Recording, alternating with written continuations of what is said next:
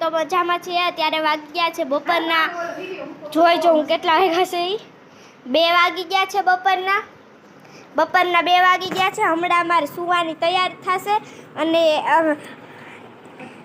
અને હવે મારા માસીને હું બતાડીશ। કેમ છો? હેલો, જય શ્રી કૃષ્ણ। કેમ છો બધા? અત્યારે રાજકોટમાં જે થયું છે એ બધાને પહેલાં તો આપણી શ્રદ્ધાંજલિ, બધાને ભગવાન એની આત્માને શાંતિ આપે એવી આપણે પ્રાર્થના કરીએ છીએ। હું ને જાહલ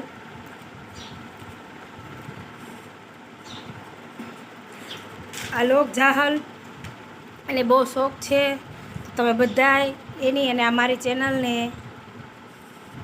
પ્રોત્સાહન આપી મને આમનામ આગળ વધારજો।